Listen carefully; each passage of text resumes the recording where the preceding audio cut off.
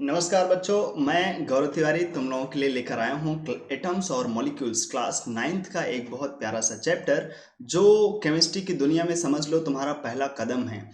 काफ़ी बेसिक सी चीज़ें इस चैप्टर में मिलती हैं और जैसे जैसे हम लोग 9 से 10, 10 से 11, 11 से 12 जाते हैं, ये चैप्टर्स पूरा का पूरा, अभी तो ये एक एटम है लेकिन जैसे जैसे आगे जाते हैं ना, ये एटम जो है एटम बम बन जाता है। ठीक है। तो बिल्कुल हमें डर नहीं लगेगा, ये चैप्टर बहुत ही बेसिक सा है। एक दिन में, मतलब एक लेक्चर में, इसी लेक्चर में हम लोग इसको कंप्लीट कर लेंगे। सारी छोटी से बड़ी चीज़ें, हर एक चीज़ को हम लोग इसमें कर लेंगे डिस्कस। तो करते हैं हम लोग स्टार्ट। चैप्टर का नाम क्या है? Atoms and molecules. एक बार फिर से बोलें, एटम्स एंड मॉलिक्यूल्स। चलो स्टार्ट करते हैं। तो जैसा कि नाम ही है चैप्टर का, एटम क्या चीज़ है, क्वेश्चन तो उठेगा ही उठेगा। मॉलिक्यूल क्या चीज़ है, इस पे भी क्वेश्चंस उठेंगे। What are the examples of atom, ये एटम क्या चीज़ है, होता भी है कहीं क्या, उसके घर में होता है क्या, उसके बगल में होता है क्या, या कहीं फैक्ट्री में बनता है एटम। तो देखते हैं ये एटम क्या चीज़ है, ऐसे मॉलिक्यूल क्या चीज़ है। तो एक छोटा सा मैं तुम्हें एग्जांपल बताऊंगा, उसके हिसाब से हम लोग आगे चलेंगे। ठीक है। अगर हम कभी भी कभी देखा है कि कुछ चीज़ें जो है हमें पैकेट्स में मिलती हैं। जैसे कभी अगर हम लोग कोई बिस्किट खरीदते हैं, पता चला तुमने कोई बिस्किट खरीद लिया, या फिर कभी एप्पल देखो, एक बड़े से बॉक्स में बंद होकर के आता है एप्पल। तो उसमें बहुत सारे एप्पल्स पड़े रहते हैं, बहुत सारे। ठीक है। जैसे मैं तुम्हें एक एग्जांपल से दे देता हूँ। जैसे अपने पास ये है, मान लो हम चॉकलेट खरीदने गए, किटकैट का चॉकलेट। 5 चॉकलेट हमें एक साथ मिल गई। ठीक है। इन सबको मिला करके अगर हम कुछ नाम दे दूं, इन सबको मिला करके, पांचों को मिला करके, मान लो पांचों को मिला करके कुछ बना है जो एग्जिस्ट करता है, जो मिलता है कहीं, उसको बोल दिया एलिमेंट। ठीक है। और इसका जो एक एक पार्ट है, हर एक चॉकलेट, एक एक चॉकलेट जो स्मॉलेस्ट पार्ट अगर हम मान लें, इसमें सबसे स्मॉलेस्ट पार्ट, स्मॉलेस्ट चॉकलेट क्या होगा, यही एक ही तो। मतलब इसको आप तुम खोल के तोड़ सकते हो, वो अलग बात है। लेकिन बोलते हैं कि ये जो हमारे पास किटकैट 5 पार्ट में था, सबको मिला करके हम एक नाम देंगे जिसको बोलेंगे एलिमेंट। क्या बोलेंगे उसको? एलिमेंट बोलेंगे, एलिमेंट। और इस एलिमेंट का जो स्मॉलेस्ट पार्ट है, मतलब ये पांचों को मिला करके जो बना, अगर मैंने उसको एलिमेंट बोल दिया, तो जो इसका स्मॉलेस्ट पार्ट है एक किटकैट, उसको क्या बोलते हैं? एटम। अच्छा, मतलब किसी मतलब मेन चीज जो है वो है एलिमेंट। जैसे हम सोडियम ले लें, जैसे मैं एप्पल का एग्जांपल दे रहा था कि बहुत सारे एप्पल्स पड़े होंगे उस बॉक्स में, तो उसमें से जो हर एक एप्पल होगा, हर एक एप्पल एक एटम जैसा काम करेगा और पूरा का पूरा बॉक्स एक एलिमेंट जैसा काम करेगा। जैसे अगर हम सोडियम मेटल को बाहर से लेकर चले आए, बिल्कुल सिल्वर जैसा दिखता है वो, हवा में नहीं रहता, उसको एक अलग जगह पे छिपा करके रखते हैं, तो सोडियम मेटल, सोडियम एलिमेंट लेकर चले आए। ठीक है। तो अगर हम उस सोडियम एलिमेंट में देखेंगे तो केवल एक नहीं होगा, बहुत छोटे छोटे एटम्स मिल करके उसको बनाएंगे, एक एलिमेंट का फॉर्मेशन करेंगे। मतलब एलिमेंट एक स्मॉलेस्ट पार्ट है किसी चीज का, जो मिल करके एक एटम जो है, बहुत सारे एटम्स मिल करके किसी एक एलिमेंट का फॉर्मेशन करते हैं। सिंपल में समझ में आ गया? जो हमारे पास एलिमेंट का स्मॉलेस्ट पार्ट होगा उसी को बोलेंगे एटम। अच्छा, ये तो हो गया एटम। जैसे यहाँ पे देखो दिखाया गया, एटम की जब बारे में बात करते हैं ना, तो एटम हम लोगों ने सुना होगा ना, प्रोटॉन सुना होगा, हम लोगों ने न्यूट्रॉन सुना होगा, हम लोगों ने इलेक्ट्रॉन सुना होगा। तो ये चीज़ें जो हैं वो एटम्स के लिए कंसिडर करते हैं हम लोग, कि एक एटम होगा तो उसका एक होगा न्यूक्लियस। क्या होगा उसका? एक न्यूक्लियस। उस न्यूक्लियस में कौन होते हैं? प्रोटॉन और न्यूट्रॉन। न्यूक्लियस में क्या होता है अपने पास? प्रोटॉन होता है और होता है न्यूट्रॉन। प्रोटॉन पड़े होते हैं और न्यूट्रॉन पड़े होते हैं न्यूक्लियस में। ठीक है, इस न्यूक्लियस में। और न्यूक्लियस के बाहर कौन टहलता रहता है? इलेक्ट्रॉन। न्यूक्लियस के बाहर कौन मूव करते रहते हैं? ये सब जो मूव कर रहे हैं वो कौन है? इलेक्ट्रॉन। अच्छा, तो एटम्स ये होते हैं जिनमें न्यूक्लियस एग्जिस्ट करता होगा, जिनके बाहर हम लोग कुछ इलेक्ट्रॉन्स दिखाते हैं कि न्यूक्लियस के बाहर कौन मूव करता रहता है? इलेक्ट्रॉन्स। अच्छा, अब बात करते हैं मॉलिक्यूल्स के बारे में। ये मॉलिक्यूल किस चिड़िया का नाम है भाई? है ये मॉलिक्यूल्स क्या चीज़ है? तो मॉलिक्यूल हो गया, जैसे हम लोग कभी क्या करते हैं ना, कुछ खाते पीते हैं। जैसे मान लो हमने जो है क्या कर लिया कि पानी पी लिया मैंने, तुम भी पानी पी लो। तो जब हम पानी पीते हैं, या बांग्ला में बोले तो पानी खाते हैं, तो जब तुम ये जल खाते हो, जल या फिर पानी, तो क्या हम एक वाटर, वाटर का फॉर्मूला सबको पता होगा ना, वाटर का फॉर्मूला क्या होता है? H2O। वाटर का फॉर्मूला क्या है भाई? H2O। तो जब हम वाटर कंज्यूम करते हैं, एक ग्लास में लेकर के कुछ पानी हम खा जाते हैं, तो जब हम वाटर कंज्यूम करते हैं तो क्या हम एक वाटर को पकड़ के खाते हैं? नहीं नहीं नहीं नहीं नहीं, ऐसे नहीं।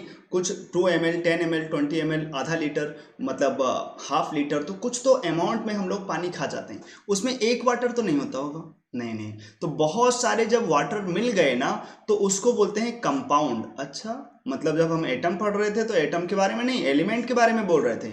अब हम मॉलिक्यूल पढ़ रहे हैं तो मॉलिक्यूल के बारे में नहीं, अब हम बोलेंगे कंपाउंड के बारे में। कंपाउंड, एलिमेंट का स्मॉलेस्ट पार्ट होता है एटम, और जो कंपाउंड बनता है वो किससे बनता है? बहुत सारे मॉलिक्यूल्स, बहुत सारे मॉलिक्यूल्स मिल करके एक दूसरे के साथ कुछ अट्रैक्शन रख करके जो कंपाउंड, जो चीज बना के देते हैं उसको बोलते हैं कंपाउंड। मतलब बहुत सारे वाटर मॉलिक्यूल, एक वाटर हो गया जिसमें एक ऑक्सीजन होता है और 2 हाइड्रोजन होते हैं, ऐसे बहुत सारे वाटर मॉलिक्यूल, बहुत सारे वाटर मॉलिक्यूल एक दूसरे से मिलते चले गए। बहुत सारे वाटर मॉलिक्यूल्स, बहुत सारे वाटर मॉलिक्यूल्स एक दूसरे से कांटेक्ट में आए, उन्होंने कुछ एक दूसरे के साथ अट्रैक्शन किया और पूरा का पूरा 1 लीटर तुम्हें वाटर दे दिया। तो जो 1 लीटर वाटर है वो हो गया कंपाउंड। लेकिन जो एक वाटर है, सिंगल वाटर मॉलिक्यूल, सिंगल एक एक वाटर को पकड़ो जिसमें बीच में O हो और 2 H हो, भाई इसे पकड़ के लेकर चले आओ, अब जो बना उसको बोलते हैं मॉलिक्यूल। मतलब smallest part of compound is known as molecule. ठीक है, मॉलिक्यूल्स मिल करके कंपाउंड का फॉर्मेशन करते हैं, एटम्स मिल करके किसी एलिमेंट का फॉर्मेशन करते हैं। ठीक है भाई, चलिए। अच्छा, जैसे यहाँ पे देखो शानदार एक मेथेन गैस दिखाया गया है। मेथेन गैस, मेथेन गैस का फॉर्मूला क्या होता है पता है ना? CH4, इसको बोलते हैं मेथेन गैस। CH4 को क्या बोलते हैं? Methane gas. यहाँ पे देखो मिडिल में एक कार्बन जैसा है, इधर हाइड्रोजन है, इधर हाइड्रोजन है, इधर हाइड्रोजन है, तो ऐसे बहुत सारे अगर CH4 मिल जाएंगे तो बन जाएगा कंपाउंड। अगर हम एक CH4 के बारे में बात करेंगे तो क्या होगा? मॉलिक्यूल। ठीक है, अक्सर जब हम केमिस्ट्री में आगे चलेंगे तो जब हम कभी बात करते हैं ना तो मॉलिक्यूल के बारे में बात करते हैं, मतलब एक को पकड़ करके। जब भी कभी वाटर पे डिस्कशन होगा तो सिंगल वाटर पे डिस्कशन होगा, और वही चीज वैलिड होता है पूरे कंपाउंड के लिए। ठीक है, चलिए फिर देखते हैं, आगे चलते हैं फिर क्या कहानी हुई इस चैप्टर में, कैसे कैसे ये चैप्टर आगे बढ़ा। ठीक है, एटम्स और मॉलिक्यूल्स के बारे में ही है ये सब। धीरे धीरे चलते हैं, थोड़ा मोड़ा तो समझ में आया ना, एटम क्या चीज़ है, मॉलिक्यूल क्या चीज़ है। एटम एलिमेंट से रिलेटेड एक टर्म आ रहा है, मॉलिक्यूल कंपाउंड से रिलेटेड एक टर्म आ रहा है। ठीक है भाई, चलिए। 2 साइंटिस्ट पैदा हुए बहुत पहले, मर भी गई अभी। एक साइंटिस्ट का नाम है एंटोइनो लेवाइजर, एक का नाम है जोसेफ प्राउस्ट। अच्छा, एंटोइनो लेवाइजर और जोसेफ प्राउस्ट, इनका नाम क्यों हम लोग बोल रहे हैं? इन्होंने एक्चुअली में led the foundation of chemical sciences by establishing 2 important laws of chemical combination. इन्होंने बताया जब केमिकल्स मिलते हैं ना तो 2 इंपॉर्टेंट लॉ दिया, कैसे मिलेंगे, कुछ नियम कानून बनाया उन्होंने कि जब 2 एलिमेंट्स एक दूसरे से मिलेंगे, जैसे लड़का लड़की मिलेंगे, शादी होगा उनका, तो शादी होंगे तो कुछ नियम कानून, पंडित जी आएंगे, ओम भूर्भुवः स्वः कुछ बोलेंगे, मंगल भवन कुछ भी, मतलब वो श्लोक बोलेंगे, कुछ भी बोलेंगे, तो कुछ लॉ बन गया ना। ऐसे यहाँ पे बोला कि जब केमिकल्स मिलेंगे ना उसके लिए लॉ दिया इन्होंने, किसने? ये रहे एंटोइनो और ये रहे प्राउस्ट। देख रहे हो, ये तो देखने में बिल्कुल लड़की जैसा लगते हैं, लेकिन अब क्या बताएं, ये सब बड़े अमीर होते हैं। उस टाइम पे इंडिया वाले क्या कर रहे थे? लड़ रहे थे, आज़ादी मांग रहे थे, तुम मुझे खून दो हम तुम्हें आज़ादी देंगे, ये सब टाइम चल रहा था। लेकिन उस टाइम पे तो अंग्रेज सब जगह तो लूट रहे थे ना, तो वहाँ के लोग क्या कर रहे थे? साइंटिस्ट बन रहे थे। वहाँ के लोग क्या कर रहे थे? रिसर्च कर रहे थे। ये ऐसा नहीं कि हम लोग गधे थे, ना ना ना, हम लोगों को तो आज़ादी ही नहीं मिला, हम लोगों को कुछ काम करने को नहीं मिला। अब उस टाइम पे इन लोगों के यहाँ सब फ्री था तो ये लोग काम करते चले गए, आगे निकल गए। अच्छा, तो ये थे एंटोइनो और ये हैं प्राउस्ट। इन्होंने 2 लॉ दिया। आते हैं मुद्दे की बात के ऊपर। तो उन्होंने क्या लॉ दिया भाई? केमिकल कॉम्बिनेशन, इंग्लिश पे ही रटने से बचें, समझें। केमिकल कॉम्बिनेशन, केमिकल्स मिलेंगे तो कुछ नियम कानून बना है। फर्स्ट इन्होंने लॉ दिया, first law, law of conservation of mass. Law of conservation of mass, conservation मतलब कुछ समझ रहे ना, फिक्स रहेगा, जितना ले जाएंगे उतना ही मिलेगा। एक लॉ ऑफ कंजर्वेशन ऑफ मास, इसके बारे में डिस्कशन करेंगे आगे। First law. सेकेंड लॉ जो उन्होंने दिया, law of constant proportions. Second law क्या बताया भाई उन्होंने? Law of constant proportion. अच्छा, कांस्टेंट प्रोपोर्शंस मतलब, प्रोपोर्शन मतलब कुछ समथिंग रेशियो में, कुछ रेशियो फिक्स होगा। जैसे अगर कभी शादी होगी तो एक लड़का एक लड़की होगा, 1:1 का रेशियो रहेगा। ऐसा तो नहीं होगा ना कि एक लड़का और 10 लड़की, या 10 लड़की एक लड़का, ऐसे करके कुछ शादी होगा, ऐसा तो नहीं चलेगा। कुछ फिक्स रेशियो है 1:1, या मुस्लिमों में कभी कभी कुछ लोग ऐसे बोलते हैं कि एक लड़के 4 से भी शादी कर सकते हैं, तो 1:4 मैक्सिमम करके। तो ऐसे यहाँ पर कुछ फिक्स है। लॉ ऑफ कांस्टेंट प्रोपोर्शंस, ये एक रेशियो से रिलेटेड टर्म है, रेशियो से, कि जब वो केमिकल्स कंबाइन होंगे ना, जैसे हम हमेशा H2O ही क्यों लिखते हैं भाई, हमेशा N2O ही क्यों लिखते हैं, हमेशा N2, चाहे वो अमेरिका में हो, चाहे वो इंडिया में हो, चाहे वो मार्स पे चले जाएं, जब भी लाफिंग गैस मिलेगा तो उसको N2O लिखते हैं। जब भी कभी गंगा जल मिलेगा, वाटर मिलेगा, तो उसको क्या लिखते हैं, H2O लिखते हैं। तो क्यों लिखते हैं हमेशा ऐसा? कुछ फिक्स रेशियो बना कि जब भी वाटर बनना होगा तो 2 H को और 1 O को आना होगा, ऐसे करके, ठीक है, ऐसे कुछ लॉ बन गया। तो इसी को एक लॉ बन गया लॉ ऑफ कांस्टेंट प्रोपोर्शन, और एक लॉ बन गया लॉ ऑफ कंजर्वेशन ऑफ मास। ये केमिस्ट्री के हिस्ट्री में बहुत, मतलब स्टार्टिंग के दिनों की बात है कि जब ये एटम्स मॉलिक्यूल्स पे डिस्कशन हुआ, वो मिलेंगे तो क्या करेंगे, तो 2 लॉ दिया एंटोइनो लेवाइजर ने और जोसेफ प्राउस्ट ने। एक लॉ का नाम क्या है, लॉ ऑफ कंजर्वेशन ऑफ मास, दूसरे लॉ का नाम क्या है, law of constant proportions. Discussion इस पे जारी रहेगा, आगे देखें। चलिए फिर डिस्कशन करते हैं law of conservation of mass के ऊपर। समझ में आ ही रहा होगा, मास का कंजर्वेशन रहेगा। किसका कंजर्वेशन रहेगा भाई, मास का कंजर्वेशन रहेगा, ठीक है। तो क्या बोला जाता है, जैसे अगर हमारे पास ऑक्सीजन हो और हाइड्रोजन हो, इन दोनों को मिला दें तो बन जाएगा वाटर, ठीक है भाई। ऑक्सीजन को मिला देंगे और 2 हाइड्रोजन को मिला देंगे तो बन जाएगा वाटर, ठीक है। अब हमसे बोल रहा है कि जब हम, मान लो हम हाइड्रोजन लेकर गए 5 ग्राम और ऑक्सीजन लेकर गए 40 ग्राम, अपने मन से नहीं लेना, ठीक है, इसका भी कुछ मीनिंग है। तो हाइड्रोजन लेकर गए 5 ग्राम और ऑक्सीजन लेकर गए 40 ग्राम, तो टोटल कितना लेकर गए, टोटल स्टार्टिंग में कितना लेकर गए भाई, 45 लेकर गए। 44 लेकर, मतलब 40 लेकर चले गए ऑक्सीजन को और 5 ग्राम हाइड्रोजन को लेकर चले गए, तो स्टार्टिंग में कितना लेकर चले गए टोटल, स्टार्टिंग में टोटल कितना लेकर चले गए भाई, 45। अच्छा, तो सोचो तुम 45 लेकर गए हो 45 ग्राम में, तो ये लॉ बोलता है कि अगर तुम 45 ग्राम लेकर गए तो जो बनेगा ना, जो भी बन रहा है वो 45 से ज्यादा नहीं बनेगा, जो भी बन रहा है वो 45 ग्राम से ज्यादा नहीं बनेगा, इवन 45 ग्राम ही बनेगा, बस दैट्स इट, उससे ना ज्यादा ना उससे कम। अच्छा भाई, यही है law of conservation of mass. Yes, कि अगर हमारे पास, जिसको लेकर गए ना उसको बोलते हैं रिएक्टेंट, जिसको लेकर गए उसको क्या बोलते हैं, रिएक्टेंट। रिएक्टेंट जिसको लेकर जा रहे हैं स्टार्टिंग में, जैसे ऑक्सीजन और हाइड्रोजन क्या हो गया, रिएक्टेंट। और जो बना, जैसे यहाँ पे क्या बन रहा है, वाटर, तो वाटर क्या हो गया, प्रोडक्ट हो गया अपना, वाटर हो गया प्रोडक्ट, जिसको लेकर गए थे उसको बोलते हैं reactant. Law of conservation of मास क्या बोल रहा है, अगर हम लेकर गए 45 ग्राम, 45 एक ही चीज नहीं लेकर गए थे, 40 कुछ था 5 कुछ था, लेकिन दोनों मिल गए, तो मिल गए तो जो 40 और 5 मिला तो 45 ही बनेगा। यही है law of conservation of mass. अच्छा, law of conservation of mass के बारे में आओ स्टेटमेंट देख लेते हैं। अगर हमसे किसी ने एग्जाम में कुछ पूछ लिया, थ्योरी में लिखना पड़ा, तो क्या लिखेंगे, लिखेंगे ऐसे, इट स्टेट्स दैट, सबसे पहले इन्होंने एक छोटी सी चीज बताई, इट स्टेट्स दैट की, इन्होंने ये बताया ना, जैसे हम लोग की तरफ जो है यूपी में कुछ ऐसी चीजें बोई जाती हैं कि अगर तुम आम का बीज लगाओगे तो क्या तुम सेब खा पाओगे, हैं, एप्पल खा पाओगे क्या, जो चीज बोओगे वही तो काटोगे। अगर तुमने आम का बीज लगाया है तो आम ही एक दिन बड़ा पेड़ बनेगा और आम खा पाओगे। सेम चीज यहां पे है, साइंटिस्टों ने उसको एक अलग लैंग्वेज में दे दिया, ठीक है। क्या बोला उन्होंने, it states that mass can neither be created nor destroyed in a chemical reaction. मतलब अगर तुम ऑक्सीजन लेकर गए थे 40 ग्राम ना, कितना लेकर गए थे 40 ग्राम, और हाइड्रोजन कितना लेकर गए थे भाई, हाइड्रोजन हम लेकर गए थे 2 हाइड्रोजन लेकर जाना था, नहीं तो वो H2O नहीं बनता, H2O, लेकिन लेकर कितना ग्राम गए थे, 5 ग्राम लेकर गए थे हाइड्रोजन को।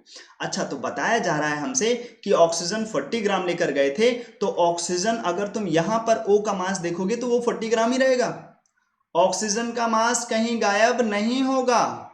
हाँ, वो टोटल मिलाकर के 45 हो गया, वो अलग बात है, लेकिन इसके मास को हम खत्म नहीं कर सकते, ना ये ज्यादा होगा। मतलब ऐसा भी नहीं है कि तुमने कहीं इधर उधर से घपला कर दिया, 40 लेकर गए थे ग्राम में ऑक्सीजन को और जो प्रोडक्ट में है वो ऑक्सीजन का मास कुछ और हो जाएगा, नहीं नहीं नहीं।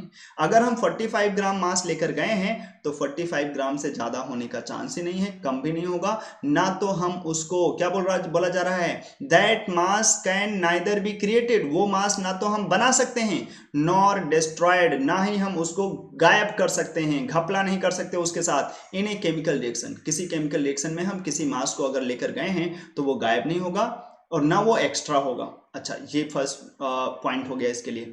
और क्या बोला भाई, दिस मीन्स दैट, जो ये पॉइंट बोला गया उसी का मतलब क्या है, this means that during a chemical reaction sum of the masses of the reactants, जो मैं बता रहा हूं थोड़ी देर पहले से, sum of the masses of the reactants and products remains unchanged. अच्छा, यही तो हो गया कि sum of the masses of the reactants के मास कितने थे, सम में करके रिएक्टेंट्स के सारे मास का सम कितना था 45 ग्राम, और प्रोडक्ट के टोटल मास कितने थे 45 ग्राम, तो वो टोटल हमेशा के लिए कांस्टेंट रहेगा, रिमेन्स अनचेंज, आगे कभी भी ये चेंज नहीं होगा। ठीक है, चलिए फिर ये हो गया लॉ ऑफ कंजर्वेशन ऑफ मास, जितना लेकर जाएंगे मास स्टार्टिंग में उतना ही बनेगा। अच्छा, ये तो हो गया लॉ ऑफ कंजर्वेशन ऑफ मास। आगे चलते हैं, सेकंड पॉइंट पे डिस्कशन करते हैं। ये पॉइंट है लॉ ऑफ कांस्टेंट प्रोपोर्शन। क्या है ये भाई, लॉ ऑफ कांस्टेंट प्रोपोर्शन। अच्छा, ये क्या बताता है, अब एक छोटा सा टर्म होता है जिसको हम लोग बोलते हैं AMU।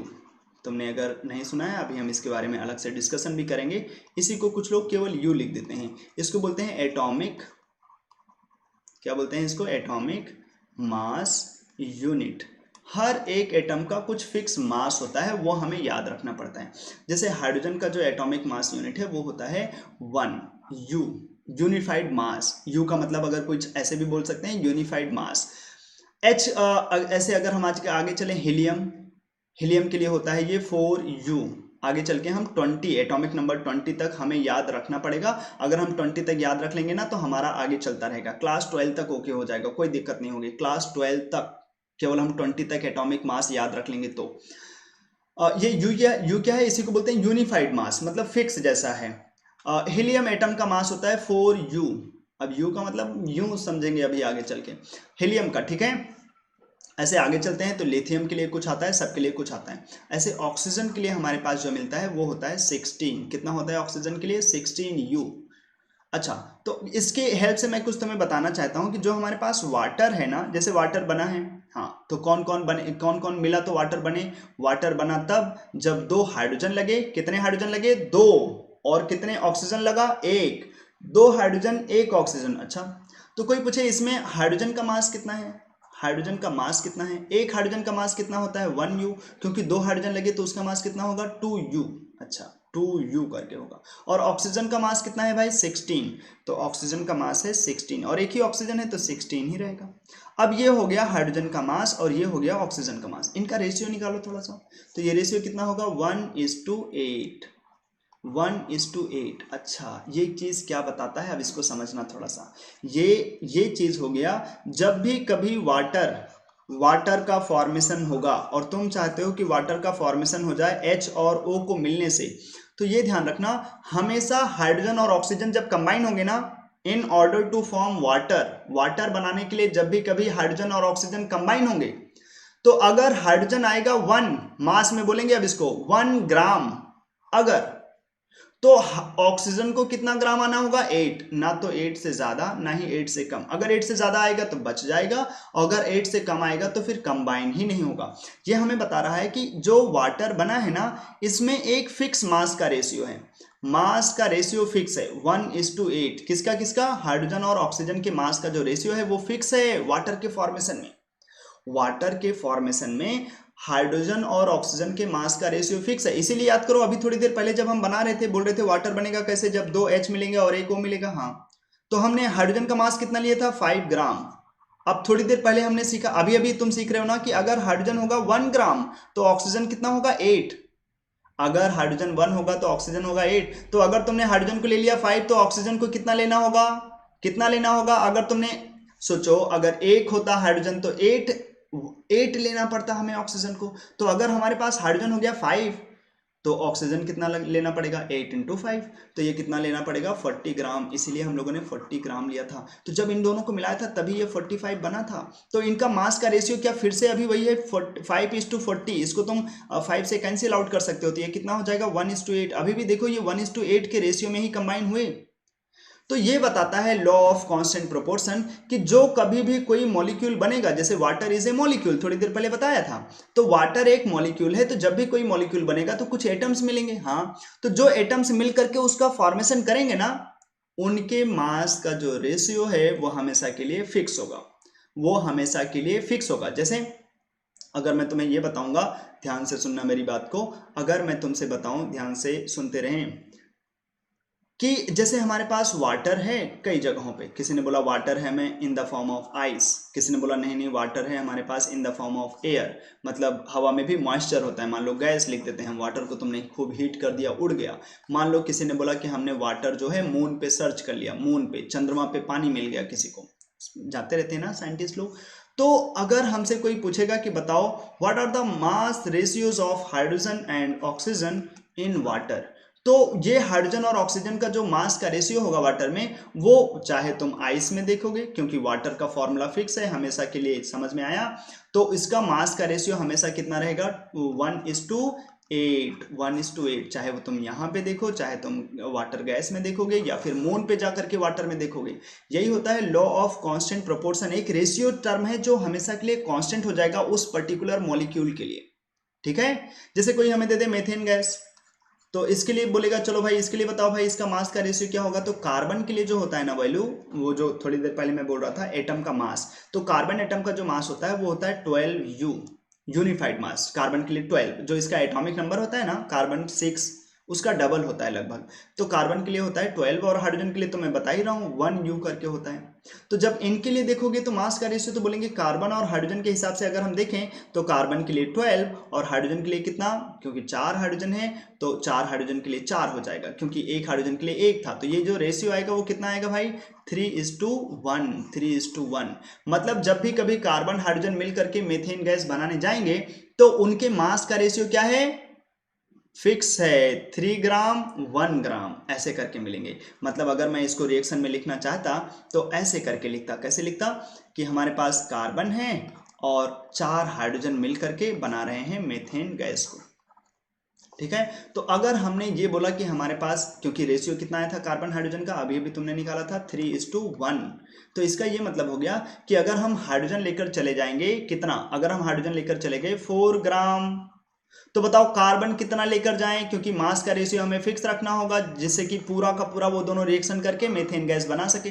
तो अगर 4 ग्राम हम लेकर गए हाइड्रोजन को, क्योंकि इनका मास का रेशियो फिक्स है 3:1, तो कितना ग्राम लेकर जाना होगा कार्बन को, सोचो सोचो।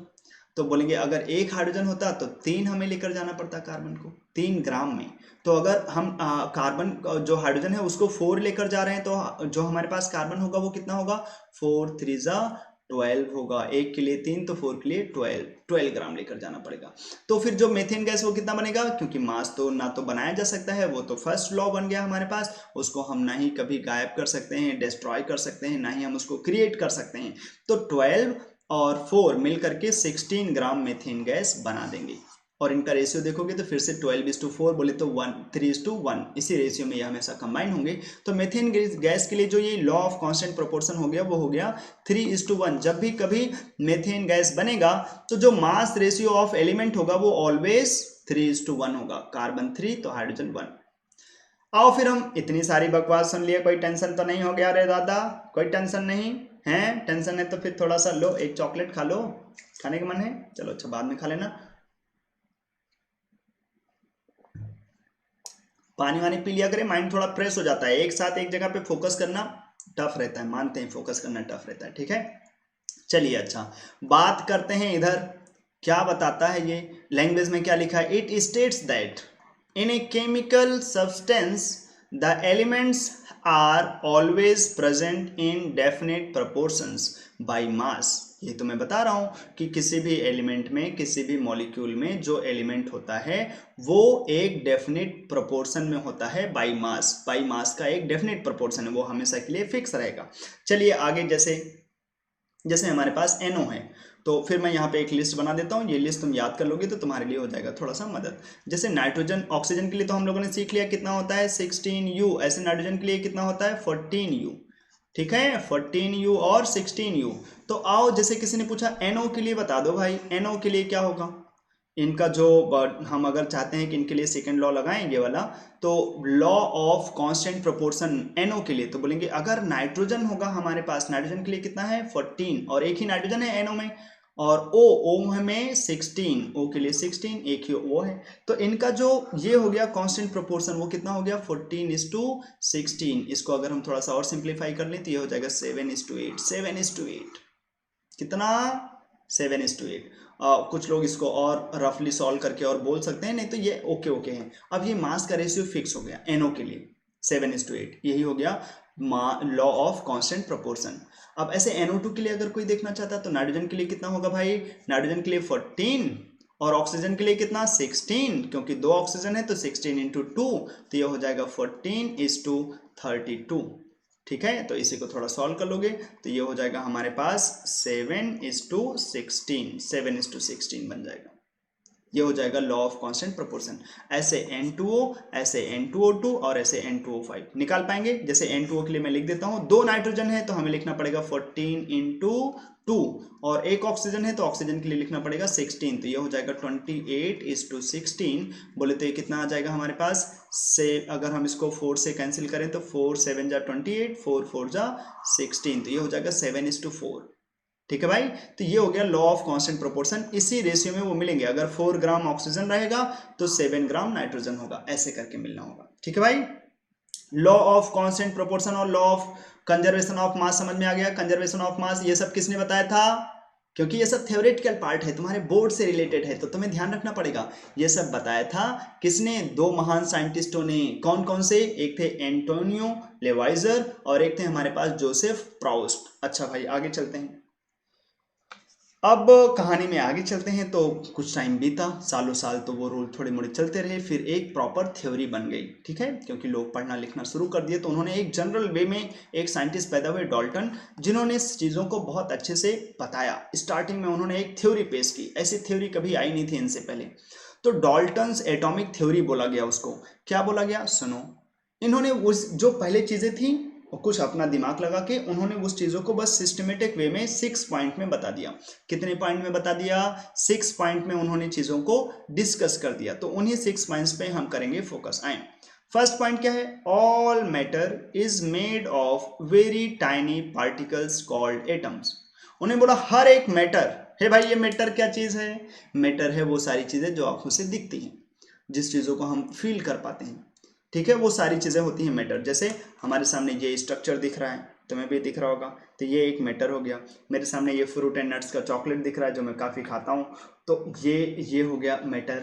ठीक है, हमारे सामने मेरा मोबाइल दिख रहा है OnePlus का, तो ये भी हो गया हमारा मैटर। ऐसे बहुत सारी चीज़ें, मेरे सामने मेरा बोतल रखा हुआ है तो ये हो गया मैटर। जिससे मैं रिकॉर्ड कर रहा हूँ वेकम का ये टैब है तो वो भी एक हो गया मैटर। वो सारी चीज़ें जो दिखती हैं, हाँ कुछ चीज़ें हैं जो दिखती तो हैं भाई लेकिन वो मैटर नहीं होता, मैटर नहीं होता। जैसे जैसे हम लोगों का शैडो, शैडो दिखता तो है लेकिन वो कोई मैटर नहीं है, उसको पकड़ वकड़ नहीं सकते, वो कोई मास नहीं है। कभी देखा है किसी के शैडो का किसी ने वजन लिया हो, वेट किया, उसका शैडो 50 kg का है, ना ना ना, तो वो मैटर नहीं होता। मैटर मतलब इन जनरल जो चीज़ें दिखती हैं और वो हैं, गैसेस भी मैटर होती हैं। तो मैटर का मतलब वो सारी चीज़ें जो दिखती हों, जो फील होती हों, सॉलिड लिक्विड गैस, इनको बोलते हैं मैटर। अब जैसे ये जो हमारा ये इमेज है वो तो ना तो सॉलिड है ना लिक्विड है ना गैस है, तो वो मैटर नहीं है। अच्छा, तो फर्स्ट पॉइंट इन्होंने क्या बताया, ऑल मैटर मतलब हर एक चीज़ जो बनता है is made of very tiny particles, बहुत छोटी छोटी चीज़ों से मिलकर बना होता है। और जो छोटी चीज़ों से मिलकर बना होता है ना उसको बोलते हैं एटम। यहीं पे तो डिस्कशन थोड़ी देर पहले चल रहा था कि एटम किसको बोलते हैं, वो सारे चीज़ें जो जिससे बनी होती है ना, तो जो सबसे छोटा चीज़ बना होगा। जैसे वाटर को ही पकड़ लेंगे ना, तो वाटर किससे बना है, तो कुछ लोग बोलेंगे बहुत सारे छोटे छोटे वाटर मिल करके। अच्छा, वाटर वाटर तो H2O है, तो वाटर किससे मिलके बना है, H और O से। तो ये H क्या है, O क्या है, दिस इज एटम। ये H और O क्या है, एटम। अच्छा, ये फर्स्ट पॉइंट हो गया, all matter is made of very tiny particles called atom. और सेकंड पॉइंट क्या दिया इन्होंने, सेकंड पॉइंट बताया एटम्स आर इनविजिबल। ओहो, देख नहीं सकते हैं इसको, ऐसे आंखें फैला के भी नहीं देख सकते हैं। ठीक है, ऐसा उन्होंने बताया, बहुत छोटा होता है ना, देख नहीं सकते। फिर अच्छा, विच कैन नॉट बी क्रिएटेड, ना तो जिसको बोला जाए तो ये इतना छोटा होता है ना, छोटा भी बहुत होता है और बहुत डेंजरस होता है, उसको बना नहीं सकते तुम। Which can not be created और ना ही destroyed in a chemical reaction. अच्छा, तो ये बात तो हम जानते हैं। Third point, atoms of a given element are identical in mass and chemical properties. Given element, ओहो, ये चीज हो गया। जैसे थोड़ी देर पहले मैं एप्पल की बातें बोल रहा था, ना। तो बहुत सारे एप्पल पड़े हैं, किसी भी एक एप्पल को उठा के खाओगे तो तुम्हें वही टेस्ट आएगा। जैसे थोड़ी देर पहले मैं बताया था, बहुत सारे किटकैट मिल करके अगर किसी चीज को बना रहे हैं तो किसी भी किटकैट को उठा के खाओ, वही मजा आएगा। अच्छा, वही चीज यहाँ पे बोला जा रहा है, जो एलिमेंट बना है ना, जैसे सोडियम एलिमेंट की बात करेंगे तो सोडियम एलिमेंट का कुछ भी एक छोटा सा एटम भी उठा लोगे ना तो वही प्रॉपर्टी शो करेगा जो पूरा सोडियम शो कर रहा है। हे भाई, जहर लेकर चले आए मान लो, तो जहर चाहे थोड़ा सा खाओगे चाहे ज्यादा सा, जहर तो जहर ही जैसा होगा ना भाई, करेगा तो वो पॉइजन जैसा ही काम, बॉडी को हार्म करेगा। तो ये चीजें जो है, मतलब जहर की बातें ना करें, नहीं तो दिक्कत हो जाता है यूट्यूब वालों को। कुछ और चीज जो भी थोड़ा मोड़ा, जैसे चाय की चुस्की ले रहे हैं तो चाय की चुस्की थोड़ी सी लेंगे वही मिठास आएगी, पूरा खा लेंगे तब भी वही मिठास आएगी। तो वो बोल रहा है कि जो एलिमेंट है ना, जैसे सोडियम के एलिमेंट एक बार मैं बोल देता हूँ, तो सोडियम सोडियम सोडियम सोडियम, बहुत सारे छोटे छोटे छोटे छोटे सोडियम मिल करके, ये बहुत सारे छोटे छोटे एटम मिल करके सोडियम एलिमेंट बना होगा। तो जो सोडियम की प्रॉपर्टी है ना, इस पूरे की मिला करके वही एक एटम की भी प्रॉपर्टी है। अच्छा, अगला point, atoms of different elements have different masses and chemical properties। Different element को उठा लें, जैसे हमने सोडियम उठा लिया और पोटेशियम, तो जो सोडियम का बहुत छोटा सा बच्चा होगा, जो बहुत सारे छोटे छोटे छोटे छोटे मिलकर के सोडियम का फॉर्मेशन कर रहे हैं, और ऐसे पोटेशियम के लिए भी तो होगा, पोटेशियम को भी कोई बना रहा होगा छोटा छोटा छोटा छोटा पोटेशियम का एटम।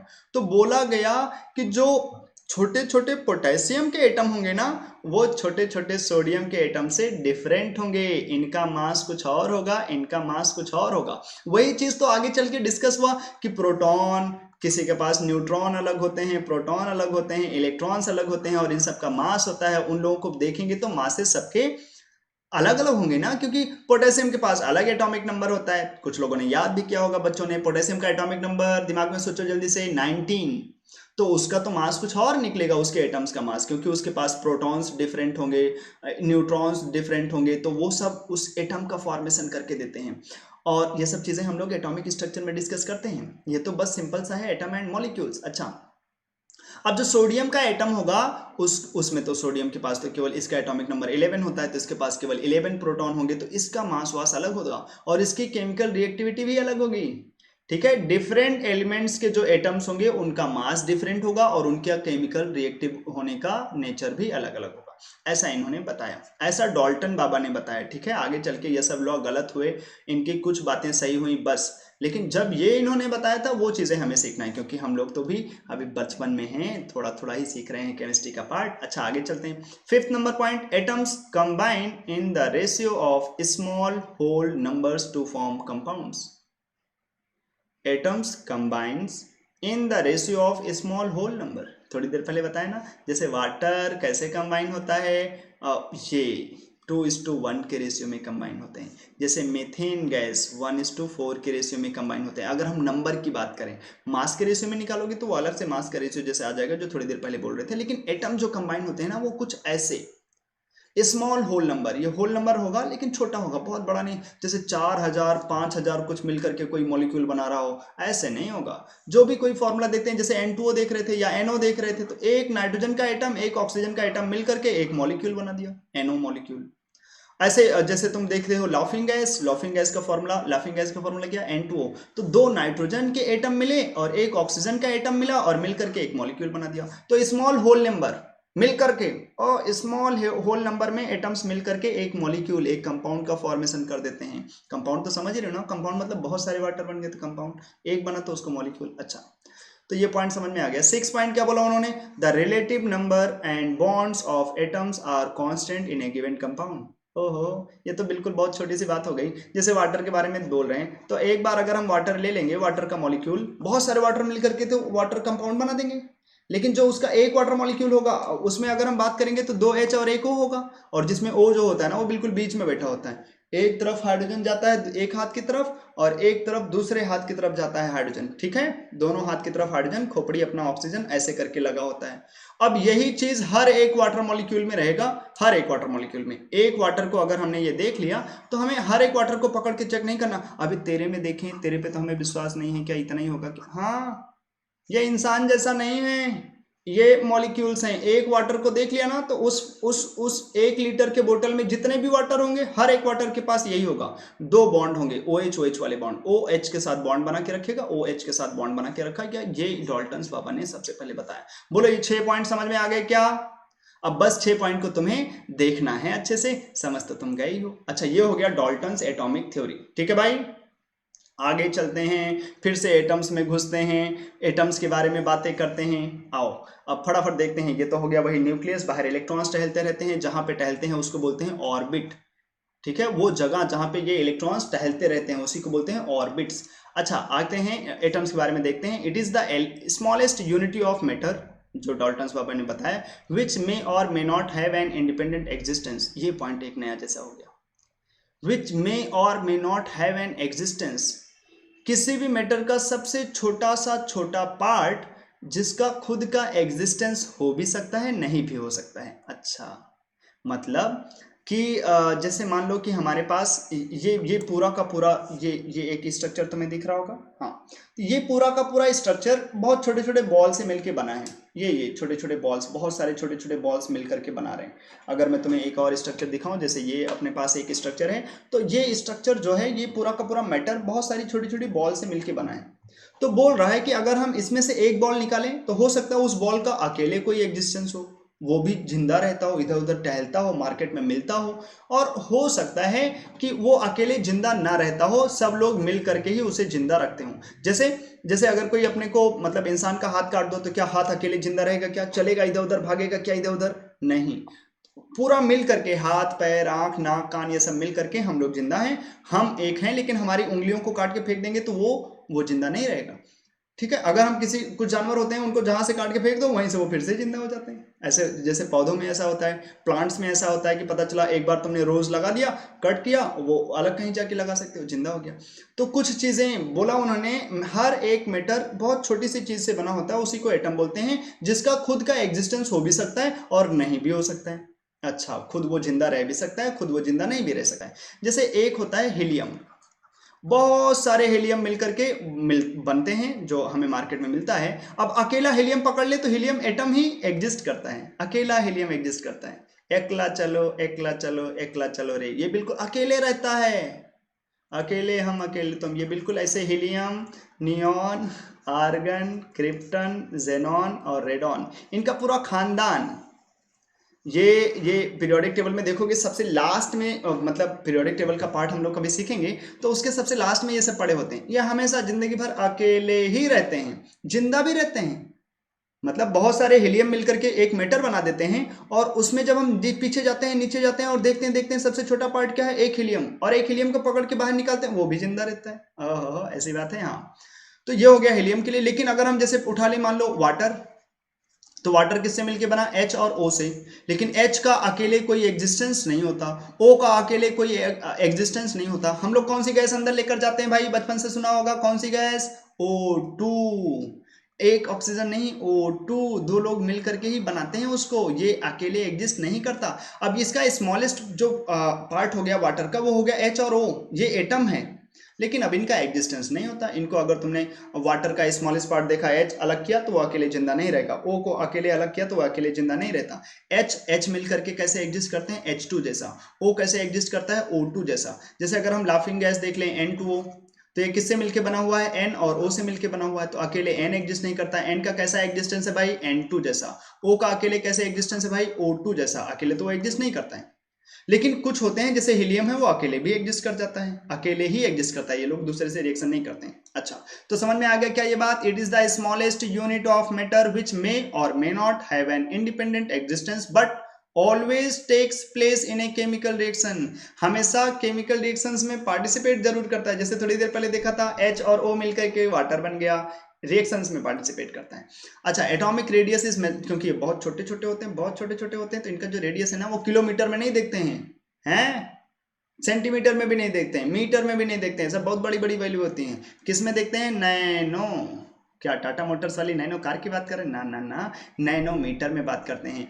मतलब एक जो नैनोमीटर होता है ना भाई, इसको नोट कर लेना, ये होता है 10⁻⁻⁹ मीटर। जो 1 मीटर होता है, लगभग एक कंधे पे हाथ रखो, एक हाथ पूरा फैलाओ, लगभग इतना होता है। तुम लोग अभी छोटे होगे तो शायद ना हो, लगभग इतना होता है 1 मीटर, 100 सेंटीमीटर लगभग। तो उसको अगर हम लोग 10⁹ टाइम्स कट कर दें इक्वल पार्ट में, तो जो एक छोटा सा पार्ट होगा ना वो होगा 1 नैनोमीटर। तो जो एटम्स का साइज वाइज देखते हैं ना वो नैनोमीटर में देखते हैं। चलिए अच्छा आगे देखते हैं भाई, एटम्स के बारे में ये डिस्कशन समझ में आ गया। सिंबल ऑफ एटम्स, तो ये तो हम जानते हैं, जैसे हाइड्रोजन को H से दिखाते हैं, एल्यूमिनियम को Al से दिखाते हैं। रूल्स क्या है इसका भाई, हमेशा पहला लेटर कैपिटल में बनाते हैं, जो मतलब जो पहला अल्फाबेट है उसे कैपिटल में बनाते हैं। अगर किसी का सिंबल 2 लेटर में, 2 अल्फाबेट में है तो पहला कैपिटल में और दूसरा स्मॉल में। जैसे एल्यूमिनियम, एल्यूमिनियम के लिए Al लिखते हैं तो ऐसे नहीं लिख देंगे Al, अगर किसी ने ऐसे लिखा तो है, तो फिर उसको बोलना है दादा रे दादा बचाएं ऐसे इंसान से, ऐसे नहीं लिखते, ये गंदी बातें हैं। है राजू ये क्या कर रहे हैं, ऐसे नाम नहीं लिखा जाता है। तो कैसे लिखना होगा, Al जैसा। कैसा एल होगा, स्मॉल में। जैसे कैल्शियम, कैल्शियम कैल्शियम कैल्शियम को कैसे लिखते हैं, Ca। तो अगर किसी ने ऐसे लिख दिया Ca तो फिर समझ जाना वो बच्चा अच्छा नहीं है। क्यों, क्योंकि उसको पता नहीं है लॉजिक कैसे लिखते हैं एटम। पहला लेटर कैपिटल में, जो पहला अल्फाबेट होगा उसको बड़े में लिखेंगे, लेकिन दूसरा कभी भी बड़े में नहीं लिखेंगे। Ca लिखेंगे ऐसे, C स्मॉल ए। जैसे किसी ने बोला जिंक, जिंक, जिंक होता है Zn, अब किसी ने Zn लिख लिया ऐसे, पहला लिखेंगे कैपिटल में, दूसरा लिखेंगे स्मॉल में। ठीक है, पहला लिखेंगे कैपिटल में और दूसरा लिखेंगे स्मॉल में। किसी ने बोला पोटेशियम, पोटेशियम, पोटेशियम को दिखाते हैं के से, तो किसी ने ऐसे लिख दिया स्मॉल के, नहीं नहीं नहीं, स्मॉल के नहीं चलेगा। ऐसे ऐसे किसी ने लिख दिया स्मॉल के, ऐसे नहीं चलेगा, उसको कैसे लिखना पड़ेगा, कैपिटल के।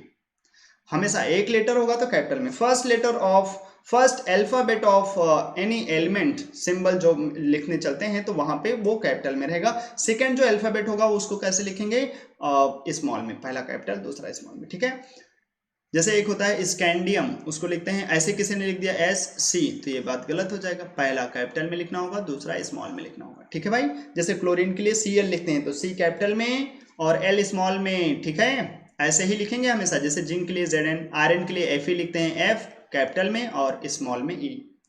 अक्सर जो नाम होता है उन्हीं से ही उठा लेते हैं उनका, लेकिन कुछ का नाम जैसे आयरन बोलते तो इंग्लिश में आयरन है, लेकिन इसका जो सिंबल आता है वो Fe आता है। क्यों, क्योंकि इनका जो लैटिन में, जर्मन में, ग्रीक में वो कुछ सिंबल्स उनके दूसरे लैंग्वेजेस से लेकर आए गए। लैटिन वो इंग्लिश जैसा नहीं होता, जर्मन वो भी इंग्लिश जैसा नहीं होता, ग्रीक वो भी इंग्लिश जैसा नहीं होता, तो वहां पे जो नाम है वहां से उठा के ये डाल दिया सिंबल।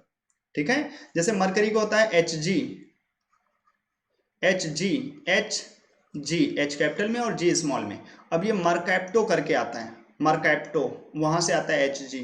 अब शायद तुम्हें वहां से भी ना लग रहा हो, हे भगवान ये क्या चीज बोल रहे हैं। तो ये मतलब अजब मतलब कभी कभी उनका नाम जो है मरकरी बोल तो रहे हैं, लेकिन M से उसका सिंबल नहीं आ रहा है, क्योंकि वो किसी और लैंग्वेज में रहा होगा, लैटिन में, जर्मन में, ग्रीक में, इस वजह से। और लिखेंगे कैसे, हमेशा फर्स्ट अल्फाबेट को लिखेंगे कैपिटल में, सेकंड अल्फाबेट को कैसे लिखेंगे, स्मॉल में। चलिए अच्छा आगे की तरफ चलते हैं डिस्कशन को लेकर के। आइए और देख लीजिए खटाखट, किसको देख लीजिए, इन लोगों को, किनको, जिनका first 20 elements of periodic table, उनका सिंबल क्या है। जैसे हाइड्रोजन के लिए H, कार्बन हीलियम के लिए He, देखो E को स्मॉल में लिखा, लिथियम Li, बेरिलियम को Be, बोरॉन को B, कार्बन के लिए C, नाइट्रोजन के लिए N, ऑक्सीजन के लिए O, फ्लोरीन के लिए F, सब कैपिटल में चल रहा है। नियॉन के लिए 2 ले लिया, Ne लिखा, E को कैसे लिखा, स्मॉल में। सोडियम के लिए देखो Na लिखा, मैग्नीशियम के लिए Mg लिखा तो G स्मॉल में लिखा। ऐसे एल्यूमिनियम, सिलिकॉन के लिए Si, फास्फोरस के लिए P, सल्फर के लिए S लिखा केवल, क्लोरीन के लिए Cl तो Cl को स्मॉल में बनाया, आर्गन के लिए Ar तो R को स्मॉल में बनाया, पोटेशियम के लिए केवल K और कैल्शियम के लिए ये। तो इतना तो याद रखना है तुम्हें, फटाफट इसको याद कर जाना बाबू। क्या कैसे याद करेंगे, hydrogen 1, helium 2, lithium 3, beryllium 4, boron 5, carbon 6, nitrogen 7, oxygen 8, ऐसे याद रखना। ये क्या मैं बोल रहा था 1 2 3, ये क्या था साथ में, वो था उसका एक नंबर, एक फिक्स नंबर होता है सबके लिए। जैसे तुम लोग कहीं एडमिशन लेते हो तो तुम्हें कुछ क्या मिलता है स्कूल में, roll number, first roll number खड़े हो जाओ, सेकंड रोल नंबर खड़े हो जाओ, ऐसे करके। ऐसे यहाँ पर भी एक नंबर दिया गया है, उस नंबर को आगे चल के बोलते हैं एटॉमिक नंबर। क्या बोलते हैं इसको, एटॉमिक नंबर। ठीक है, ये डिस्कशन आगे चलेगा, ये 20 याद रख लेना तो दादा। ठीक है, सिंबल भी हमें अच्छे से पता होना चाहिए। आइए बात करते हैं एटॉमिक मास के ऊपर। अब एटम एटम एटम बहुत देर से डिस्कस कर रहे हैं ना। एटम है किसी मैटर का सबसे छोटा पार्ट, तो उसका कुछ ना कुछ तो मास होगा। हाँ, तो उसी का मास, एटम का मास, उसी के लिए एक छोटा सा यूनिट हम लोग थोड़ी देर पहले यूज कर रहे थे, एएमयू, एटॉमिक मास यूनिट। क्या बोलते हैं? Atomic mass unit. यू से दिखा देते हैं केवल, तो उसको बोलते हैं unified mass. Is the standard unit for the measurement of atomic mass. Actually में ये बहुत छोटी सी वैल्यू है, तो बार बार उस वैल्यू को लिखना अच्छा नहीं है, तो उसकी जगह पे एक रिप्लेसमेंट ले लिया, 1U। क्या है? बहुत कम मास, 1.67 इंटू 10⁻⁻27 किलोग्राम। ओ बाबा रे बाबा, इतना छोटा, 10⁻⁻27, मतलब समझ रहे हो? पॉइंट के बाद फिर 0.00000 सो जाओगे, इतना जीरो आएगा, फिर आएगा 27 करके, बहुत दूर जा करके। बहुत कम, बहुत छोटी सी वैल्यू है, केवल 10⁻⁻27 को ही लिखने लगोगे तो बहुत छोटा हो जाएगा। ये इतना होता है तो उसको बोलते हैं 1 ग्राम। भाई एटम है ना, बहुत छोटा हो, जिसको देख नहीं सकते, जिसको बना नहीं सकते, जिसको पैदा नहीं कर सकते, जिसको मार नहीं सकते, उसका मास बताया जा रहा है। बाप रे, कैसे निकाला होगा भगवान जाने, हमें निकालने की जरूरत नहीं है। चलिए अच्छा, हमें याद रखना है बस ऐसे। 1U को कैसे लिखते हैं? 1.67 अप्रोक्सीमेटली, जो 1 एटॉमिक मास का जो मास है, जो उसका वेट है, वो कितना होता है? 1.67 इंटू 10⁻⁻27 किलोग्राम। अब ये कहाँ से लिया गया है? एक्चुअली में कार्बन, कार्बन 12, ये कार्बन के लिए होता है, उसका जो एटॉमिक मास करके बोलते हैं वो होता है 12U। क्या होता है? 12U। तो वहीं से सब ये जो AMU है ना, उसका डेफिनेशन बनाया गया। 112 mass of carbon 12 isotope, carbon 12 का जो मास है ना, उसका 112 अगर कर देते हैं तो उसको बोलते हैं 1 AMU।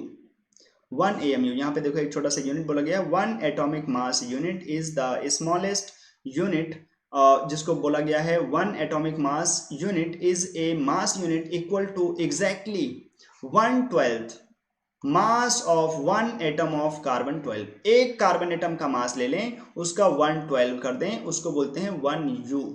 ठीक है? और एक्चुअली में इसके रेफरेंस में फिर सब लोगों का मास आता है, यू करके जब लिख देते हैं ना, तो ये 1 यूनिफाइड मास या 1 एटॉमिक मास, ये क्या हो गया भाई?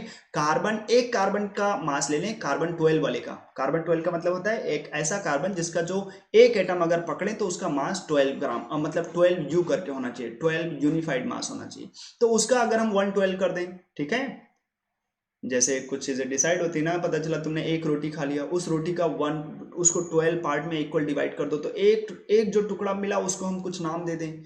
वैसे ही है ये एटॉमिक मास यूनिट। कार्बन 12 का जो मास होगा एक एटम का, उसको 12 पार्ट में डिवाइड कर दें, तो जो एक एक टुकड़ा मिलेगा उसको बोल दिया 1 यूनिफाइड मास। और उसका मास आया कितना? वो आया 1.67 इंटू 10⁻⁻27 किलोग्राम। ठीक है, चलिए अब कुछ एटम्स के लिए बिल्कुल फिक्स होता है, वो हमें करना होगा खटाखट याद करना होगा। कैसे याद होगा भाई? याद हो जाएंगे। याद तो तुम्हें अपना नाम हो गया, बहुत टफ था अपना नाम याद करना। याद करो, बचपन में तुम्हें तुम्हारा नाम याद था क्या, जब तुम छोटे छोटे थे? बिल्कुल नहीं, नहीं, तुम्हें तो पता भी नहीं था तुम्हारा नाम क्या होगा, इवन तुम्हारे मम्मी पापा को भी नहीं पता था तुम्हारा नाम क्या होगा। और फिर जब तुम आए दुनिया में, लोगों ने बुलाना शुरू कर दिया, चिंटू, मिंटू, पिंटू। तुम्हें भी नहीं पता था किसको बुला रहा है कौन है ये चिंटू, मिंटू, पिंटू, नहीं पता था ना तुम्हें। लेकिन बोलते बोलते, सुनते सुनते, देखते देखते याद हो गया ना। ऐसे ही ये चीज़ है जो याद हो जाती है, क्योंकि ये केमिस्ट्री का बिल्कुल लल्लू सा चीज़ है। ठीक है, जैसे तुम्हारा कोई पूछे तुम्हारा नाम, तो ये तो अभी तुम्हारे लिए लल्लू हो गया। क्यों? क्योंकि तुमने सुना इतना है। ऐसे ही केमिस्ट्री की दुनिया जो तुम्हारी अभी स्टार्ट हुई है, 9, 10, 11, 12, ये चलती रहेगी। और देखोगे कि ये बिल्कुल इतनी बार सुनोगे ना, तुम्हारे कान, तुम्हें लगेगा अच्छा चल यार, होता ही होगा, यही होता होगा, याद हो जाता है वो। थोड़ा सा मेहनत कर लोगे तो हमेशा तुम्हारी हेल्प करेगा ये। अच्छा आइए देखते हैं, जैसे एटॉमिक नंबर तो थोड़ी देर पहले देख लिया था, लगभग एटॉमिक नंबर का डबल हो जाता है, कुछ लोगों में नहीं। जैसे हाइड्रोजन के लिए 1 होता है यूनिफाइड मास, एक हाइड्रोजन एटम का मास 1। हीलियम के लिए 4 होता है, लिथियम के लिए 7, बेरिलियम के लिए 9, बोरॉन के लिए 11, कार्बन के लिए 12। देख लो, डबल करके हो गया कार्बन के लिए। नाइट्रोजन के लिए डबल, ऑक्सीजन के लिए डबल हो गया, उसके एटॉमिक नंबर का डबल। ये है यूनिफाइड मास। ऐसे फ्लोरीन के लिए 19, डबल से एक ज़्यादा हो गया। नियॉन के लिए एग्जैक्ट में डबल 20 जैसा हो गया। सोडियम के लिए डबल से एक ज़्यादा। मैग्नीशियम के लिए एग्जैक्ट डबल। एल्यूमिनियम के लिए डबल से एक ज़्यादा। सिलिकॉन के लिए एग्जैक्ट में डबल हो गया 28। ठीक है, फॉस्फोरस के लिए 31, सल्फर के लिए 32, बिल्कुल एग्जैक्ट एटॉमिक नंबर का डबल। क्लोरीन के लिए थोड़ा सा ज़्यादा 35.5, थोड़ा सा अलग ऑड जैसा है, याद रख लेना होगा। आर्गन के लिए होता है 40, ओ हो, डबल से 4 ज़्यादा।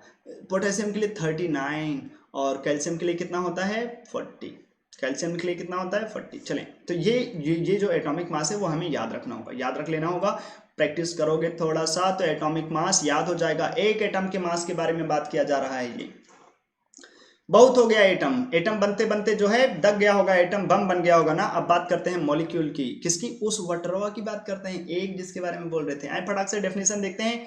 It is defined as the smallest particle of an element और a compound that is capable of an independent existence and shows the properties of the substance.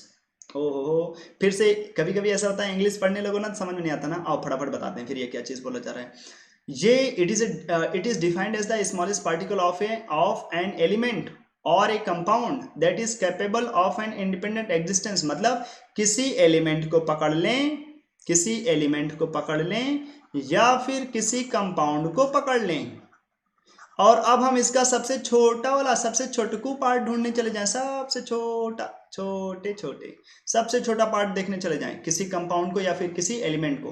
तो अगर वो एग्जिस्ट कर जाता है, जो अपना अलग एक एग्जिस्टेंस रख सकता हो, तो उसी को बोल दिया गया मॉलिक्यूल। क्या बोल दिया गया उसको? मॉलिक्यूल बोल दिया गया। ठीक है, जैसे वाटर के लिए थोड़ी देर पहले बात कर रहे थे कि वाटर ही कंपाउंड है, लेकिन अगर बहुत सारे वाटर हैं तो इसी का सबसे छोटा छोटा छोटा सबसे छोटे चीजों के बारे में चले गए तो वो बन गया हमारे पास एक मॉलिक्यूल। मॉलिक्यूल।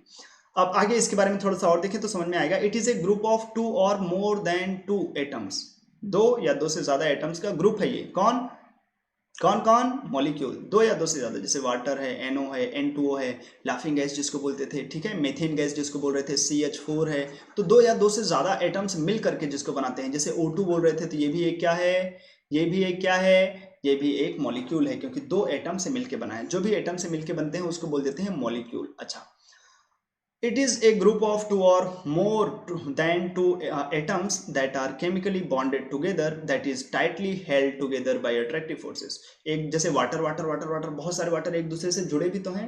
एक वाटर तो H2O है, लेकिन एक वाटर दूसरे वाटर के पास में क्यों है? वाटर वाटर देखो एक दूसरे से पास पास में जुड़े हैं ना, तो कुछ तो बॉन्ड होगा उनमें, तभी तो जुड़े हैं। हाँ, तो कुछ अट्रैक्टिव फोर्सेज होते हैं जिसकी वजह से बहुत सारे वाटर एक दूसरे के साथ कंबाइंड रहते हैं। अच्छा भाई, तो ये हो गया मॉलिक्यूल की बेसिक सी डेफिनेशन। जैसे ये देखो HCl दिखाया गया है तुम्हें, ये रहा हमारे पास HCl, ठीक है, ये 2D में दिखाया जा रहा है, ये 3D में दिखाया जा रहा है HCl, H और Cl, ये एक मॉलिक्यूल है। वाटर एक मॉलिक्यूल है। अमोनिया एक N और तीन तीन H से मिलकर बना हुआ है, तो ये भी एक मॉलिक्यूल है। एक से ज्यादा, दो से ज्यादा एटम्स मिल गए, दो या दो से ज्यादा एटम्स। जैसे मेथेन गैस देख रहे हो, है देख करके देखो, बीच में इतना मोटा मोटा सा दिखता है क्योंकि वो बड़ा सा है। तो ये बन गया हमारे पास मॉलिक्यूल। HCl क्या है? क्या बोलेंगे? HCl एक एटम है क्या? नहीं। एक एलिमेंट है क्या? नहीं नहीं, इसको बोलते हैं एक मॉलिक्यूल। वाटर भी एक मॉलिक्यूल है। ठीक है, बहुत सारे वाटर मिल गए तो कंपाउंड, बहुत सारे HCl मिल गया तो कंपाउंड, बहुत सारे अमोनिया मिल गए तो कंपाउंड, बहुत सारे मेथेन मिल गए तो कंपाउंड। अच्छा भाई, तो ये जैसे दिखा गया, बहुत सारे लोग मिल गए एक दूसरे के साथ, जब ये कनेक्टेड होते हैं तो कुछ अट्रैक्टिव फोर्सेस के थ्रू कनेक्टेड रहते हैं, तो वो बन गया एक कंपाउंड। क्या बन गया? वो एक कंपाउंड। अच्छा, आगे चलते हैं। मॉलिक्यूल्स ऑफ एलिमेंट क्या चीज होता है? मॉलिक्यूल्स ऑफ एलिमेंट मतलब एलिमेंट से मिलकर के बना हुआ मॉलिक्यूल। जैसे ऑक्सीजन एक एलिमेंट है, ऑक्सीजन एक एलिमेंट है, उनसे मिलकर के बना हुआ मॉलिक्यूल O2। क्या हो गया? O2। ठीक है, एक ही टाइप के, मतलब नॉर्मली तो सब एलिमेंट से ही मिलके बनेंगे, तो एक ही टाइप के एलिमेंट से मिलकर के बना हुआ जो मॉलिक्यूल होगा उसको बोलते हैं मॉलिक्यूल्स ऑफ एलिमेंट। एक ही टाइप, जैसे O2 मॉलिक्यूल ऑफ एलिमेंट है, जैसे N2 क्योंकि N और N से ही मिलके बना है तो इसको बोलते हैं, ये है मॉलिक्यूल ऑफ एलिमेंट्स। जैसे अगर हम बात करें H2 तो ये भी है मॉलिक्यूल ऑफ एलिमेंट। जैसे O3 ओजोन होता है, इसको बोलते हैं ओजोन। तो एक ही टाइप के हैं, तीन तीन ओजोन एक दूसरे के साथ कनेक्टेड हैं, तीन तीन ओजोन। तो ये हो गया हमारे पास ओजोन। ओजोन के बारे में तो सुना होगा, ओजोन लेयर जो अपने को बचाता है, किससे बचाता है? ओजोन लेयर से। मतलब ओजोन लेयर बचाता है सन से आने वाली डेंजरस लाइट से। सन जो है ना हम लोग के ऊपर अट्रैक्ट करता है, बिल्कुल कोरोना वायरस जैसा, लेकिन बीच में ओजोन लेयर है, खचा खत्म कर देता है उसको। जैसे हम लोग वैक्सीन खा रहे हैं ना और कोरोना को बाय बाय कर रहे हैं, ऐसे ही खा रहे हैं, मतलब लगवा रहे हैं वैक्सीन को, ऐसे ही। तो ओजोन के बारे में थोड़ा सा O3 करके बोलते हैं। तो ये सब क्या है? मॉलिक्यूल्स ऑफ एलिमेंट, जब सेम ही टाइप के एलिमेंट मिलकर के मॉलिक्यूल बनाएंगे। अच्छा, तो जब ये बनते हैं तो उनके लिए एक नंबर आता है, देखो एक एक करके देखें। The molecules of an element are constituted by same type of atom. Molecules of element same same लोगों से मिलकर बनते हैं। अच्छा, ये ओके, समझ में आ गया। सेकेंड पॉइंट के बारे में, सेकेंड पॉइंट क्या चीज बोला जा रहा है भाई? ये the number of atoms constituting a molecule is known as atomicity. Atomicity क्या चीज है, कितने लोग मिलकर के बन रहे हैं। जैसे O2 दो लोग मिलकर बन गए हैं तो कोई पूछेगा इसकी एटॉमिसिटी बता दो, ये कौन सी सिटी है, एटॉमिसिटी, एटम की सिटी, हाँ एटॉमिसिटी। तो दो लोग मिलकर के बने ना O2 में, तो इसकी एटॉमिसिटी 2। N2 में दो लोग मिलकर बने तो इसकी एटॉमिसिटी 2। ओजोन में तीन लोग मिलकर बने तो इसकी एटॉमिसिटी 3। इसी को बोलते हैं डाई एटॉमिक। इसी जैसे N2 क्या है, डाई एटॉमिक, ओजोन क्या है, ट्राई एटॉमिक, हाइड्रोजन क्या है, डाई एटॉमिक। ऐसे हीलियम, हीलियम एक ही टाइप एटम से मिलकर के बना होता है। हीलियम मॉलिक्यूल जो हैं वो एक ही टाइप के एलिमेंट से मिलके बने होते हैं, He से, तो इसको बोलेंगे मोनो एटॉमिक। ठीक है भाई। अच्छा, तो समझ में आ गया, मोनो डाई ट्राई ऐसे करके हो सकते हैं। लेकिन अक्सर वो टेट्रा, जैसे टेट्रा भी होता है, जैसे P4 मॉलिक्यूल्स ऑफ एलिमेंट, इसको बोलते हैं P4, P से मिलके बने होते हैं। ऐसे सल्फर S से मिलके बना होता है। ऐसे 8 सल्फर एक दूसरे से कंबाइन हो जाते हैं तो बनता है। तो ये हो गए मॉलिक्यूल्स ऑफ एलिमेंट। अब होता है molecules of compound. Molecules of compound क्या, जैसे वाटर अलग अलग एलिमेंट से मिलके बना हुआ है, जैसे मेथेन गैस C और H से मिलके बना हुआ है, तो ये मॉलिक्यूल्स ऑफ कंपाउंड हो जाते हैं। Atoms of different elements join together in definite proportions to form molecules of compounds. ठीक है, मॉलिक्यूल्स ऑफ कंपाउंड क्या है, दो अलग अलग एलिमेंट मिलकर के जब बनता है कोई चीज तो उसको बोलते हैं मॉलिक्यूल्स ऑफ कंपाउंड। अच्छा, आयंस के बारे में अब डिस्कशन करते हैं। एटम हो गया, मॉलिक्यूल हो गया, अब इसी में एक पार्ट आता है आयन।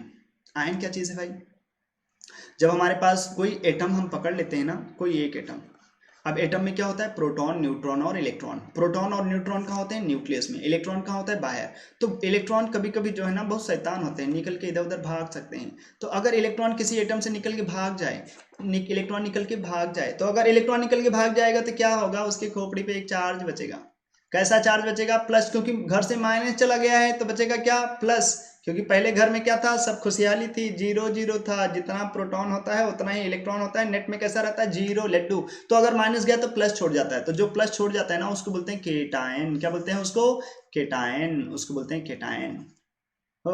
अगर वो इलेक्ट्रॉन मान लो, क्योंकि उसके बाहर न्यूक्लियस, तो न्यूक्लियस प्रोटेक्टेड रहता है, उसके बाहर अगर वो कभी बाहर से इलेक्ट्रॉन बुला ले, आ जाओ, उसके करण अर्जुन आएंगे तो मान लो बाहर से इलेक्ट्रॉन को बुला ले, आ जाए इलेक्ट्रॉन। अगर बाहर से इलेक्ट्रॉन आ जाए तो अगर बाहर से इलेक्ट्रॉन आ जाएंगे तो क्योंकि इलेक्ट्रॉन के ऊपर नेगेटिव चार्ज होता है, तो बाहर से उस एटम के ऊपर, क्योंकि अगर उसके ऊपर तुम इलेक्ट्रॉन लेकर आओगे तो उसके ऊपर चार्ज कैसा आ जाएगा, नेगेटिव। फिर इसको क्या बोलते हैं, कोई आया है, आया है तो बोलते हैं एनायन। आया, कौन आया, इलेक्ट्रॉन, इसलिए उसको बोल दिया एनायन। अच्छा भाई, तो बस इसी चीजों को यहाँ पे बताया गया है कि जो आयन होते हैं वो पॉजिटिवली या फिर नेगेटिवली चार्ज पार्टिकल्स होते हैं। और ए नेगेटिवली चार्ज का मतलब एनायन, और जब पॉजिटिवली चार्ज होते हैं तो उनको क्या बोलते हैं, केटायन। आयंस में कंसिस्ट ऑफ सिंगल, या फिर जैसे अभी सोडियम के ऊपर देख लो तो सोडियम एक इलेक्ट्रॉन दे देता है एक इलेक्ट्रॉन, तो एक इलेक्ट्रॉन दे देगा तो क्या बचेगा, प्लस, तो ये हो गया सोडियम का केटायन। जैसे ऑक्सीजन दो इलेक्ट्रॉन ले लेता है अक्सर, तो दो इलेक्ट्रॉन ले लेगा तो दो माइनस आ जाएगा, तो इसको बोलेंगे एनायन। तो एनायन, अभी ये देखो एक एक एटम से हो गए। कभी कभी ऐसे होते हैं कि बहुत लोग मिल करके बना देते हैं तो उनको बोलते हैं पॉलीएटॉमिक एनायन या पॉलीएटॉमिक केटायन, ऐसे करके। जैसे ये रहे अपने पास SO4 2 माइनस, तो अब ये पॉलीएटॉमिक हो गए, कई लोग मिल करके बना दिए इस आयन को, तो इसको बोलते हैं सल्फेट। ऐसे ये NO3 माइनस, इसको बोलते हैं नाइट्रेट। ऐसे होता है PO4 3 माइनस, इसको बोलते हैं फॉस्फेट। ऐसे होता है अपने पास SO3 2 माइनस, इसको बोलते हैं सल्फाइट। याद नहीं होगा तुम्हें, बस ऐसे समझ लो कि बहुत सारे लोग मिल करके कभी कभी आयन बना देते हैं। जैसे ये याद रख लो, SO4 इसके ऊपर चार्ज क्या हो गया, -2, इसको बोलते हैं सल्फेट, नाइट्रेट हो गया। ठीक है, ऐसे जैसे ऑक्सीजन के ऊपर बताया था, ऐसे सल्फर के ऊपर भी -2 आ जाता है, तो ये सब एनायन हो गए, ये हो गए मोनोएटॉमिक एनायंस। ठीक है, और ये सब हो गए पॉलीएटॉमिक एनायंस। ऐसे केटायन में भी चलता है, जैसे सोडियम के ऊपर बोल रहे थे Na+ हो जाता है। ऐसे कैल्शियम दो इलेक्ट्रॉन दे देता है, दो इलेक्ट्रॉन दे देगा तो 2+ आ जाएगा, तो ये हो गया कैल्शियम 2+, मतलब दो, ये केटायन बन गया, प्लस आया तो केटायन हो गया। और कभी कभी ऐसे बन जाता है, जैसे एक होता है NH4+, इसको बोलते हैं अमोनियम, इसको बोलते हैं अमोनियम, अमोनियम, अमोनियम। कभी कभी टॉयलेट टॉयलेट करने जाओ तो एक गंदी सी स्मेल आती है ना, तो वही गैस होती है अमोनिया। और अमोनिया गैस से एक आयन बनता है, उसको बोलते हैं अमोनियम। देखो इसके ऊपर प्लस चार्ज आया है, तो ये एक केटायन है। बहुत सारे लोग हैं यहाँ पे, इसलिए इसको बोलेंगे पॉलीएटॉमिक केटायन है। क्या है, पॉलीएटॉमिक केटायन। ठीक है भाई, चलिए। अच्छा, तो ये हो गया आयंस। आयंस मतलब किसी एटम से इलेक्ट्रॉन जाता है या फिर इलेक्ट्रॉन आता है तो उसको क्या बोल देते हैं, वो आयन बना लेता है। अच्छा, अब आगे चलते हैं, एक टर्म आता है वैलेंसी। ये क्या चीज़ है, फटाफट देख लें। The combining power of an element is known as its valency. Combining power, जैसे हम वाटर में देख रहे थे ना, वाटर में क्या हो रहा था, ऑक्सीजन दो हाइड्रोजन के साथ कंबाइन हो रहा था। तो ऑक्सीजन कितने लोगों के साथ कंबाइन हो रहा है, दो, इसलिए बोल रहे हैं इसकी वैलेंसी 2। कंबाइनिंग पावर, दो लोगों के साथ जुड़ा है ऑक्सीजन तो उसकी वैलेंसी 2। लेकिन हाइड्रोजन किससे जुड़ा, एक ही से तो जुड़ा, एक हाइड्रोजन तो एक ही से जुड़ा, इसकी वैलेंसी 1। ऐसे ये वाला भी हाइड्रोजन किससे जुड़ा, ये वाला हाइड्रोजन किससे, एक ही लोगों से तो जुड़ा, इसकी वैलेंसी 1। जैसे अमोनिया ले लें, अमोनिया ये होता है NH3, ऐसे करके बनता है NH3। तो अब यहाँ पे जो नाइट्रोजन है ना वो 3 हाइड्रोजन से जुड़ा हुआ है, इसलिए इसकी वैलेंसी 3। और जो हाइड्रोजन है वो तो एक ही से जुड़ रहा है तो इसकी वैलेंसी 1। देखो नाइट्रोजन एक ही नाइट्रोजन है लेकिन वो 3 लोगों से जुड़ गया, और जबकि हर एक हाइड्रोजन केवल एक ही नाइट्रोजन से जुड़ रहा है तो हाइड्रोजन की वैलेंसी 1 1 1, लेकिन नाइट्रोजन की वैलेंसी 3। जैसे मेथेन गैस की बात कर रहे थे, तो मेथेन गैस में क्या हो गया, CH4, तो एक कार्बन कितने हाइड्रोजन से लग गया, 4, तो इसकी वैलेंसी कोई पूछेगा तो कितना बोलेंगे, 4। ओहो। ऐसे अगर मैं पूछूं कि एक कंपाउंड बन गया SF6, एक सल्फर 6 फ्लोरीन से लग गया, तो कमेंट में बताओगे सल्फर की वैलेंसी कितना, बताओगे, पक्का बताना होगा सल्फर की वैलेंसी कितनी है। SF6 में सल्फर कितने लोगों से कंबाइन हुआ। अच्छा, valency can be use to find out how the atom of an element will combine with the atoms of another elements to form a chemical compounds. ठीक है, जैसे वाटर में बोल रहे थे 2H एक O से कंबाइन होगा, तो इसका मतलब HO एक ही O से कंबाइन हो रहा है तो उसकी वैलेंसी 1, और लेकिन O 2H से कंबाइन हो रहा है तो उसकी वैलेंसी 2। यही कंबाइनिंग कैपेसिटी बोल देते हैं इसी को। सबकी वैलेंसी फिक्स रहती है। हाइड्रोजन की वैलेंसी, हाइड्रोजन का एटॉमिक नंबर 1 तो उसकी वैलेंसी भी 1 होती है हमेशा। देखो हाइड्रोजन एक ही लोगों से कंबाइन होता है, हाइड्रोजन की वैलेंसी कितनी रहती है, 1। हीलियम की वैलेंसी 0, क्योंकि हीलियम किसी से कभी कंबाइन ही नहीं होता, बोल रहे ना हीलियम अकेले ही रहता है। अरे दादा, ये किसी से कंपाउंड, ये किसी से बॉन्ड ही नहीं बनाता है, तो इसकी कंबाइनिंग कैपेसिटी क्या है, 0। लड्डू किसी से बॉन्ड नहीं बनाता।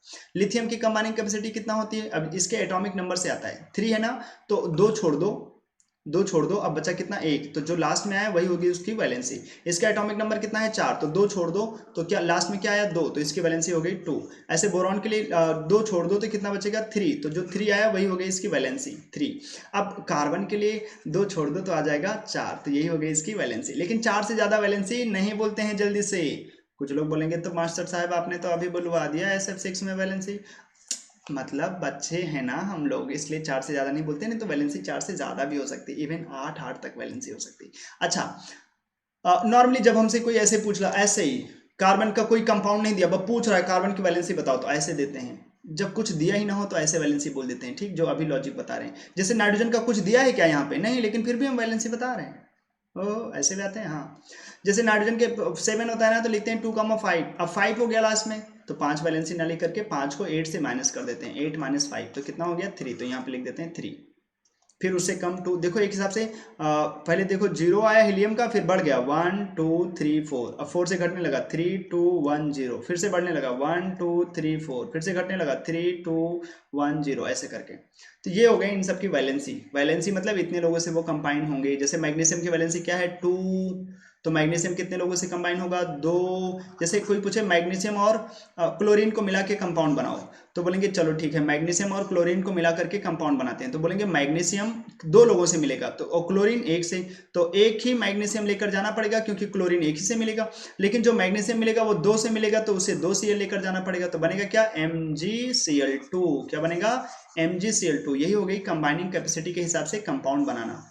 क्यों हमने 2 Cl लिया, क्योंकि Mg 2 Cl से कंबाइन होगा। ठीक है, जैसे कोई पूछता कार्बन और हाइड्रोजन को मिला करके कुछ बना रहे दादा, तो कैसे बनेगा, बोलेंगे कार्बन की वैलेंसी 4 है, तो कार्बन बोलेगा कितने हाइड्रोजन को लेकर आओ, 4 हाइड्रोजन को। लेकिन एक हाइड्रोजन कितना बोलेगा, बोलेगा एक ही कार्बन लेकर चले आओ, चलेगा। तो ऐसे कंबाइन हो जाएंगे CH4। कार्बन की वैलेंसी यहाँ लिखा गया है और हाइड्रोजन की वैलेंसी इसके सामने। अब ये दोनों कंबाइन हो गए, ऐसे मिलते हैं। जैसे कोई पूछे ऑक्सीजन को मिलाओ किसके साथ, चलो कार्बन के साथ मिलाओ नॉर्मली, तो बोलेंगे कार्बन की वैलेंसी तो 4 जैसी है ना। अब ये थोड़ा सा गंदा सा बनेगा, इसको अभी छोड़ देते हैं, नहीं तो उसको बाद में सिंपलेस्ट रेशियो जैसा लिखना होगा। अच्छा, और लिख लेते हैं कार्बन और ऑक्सीजन।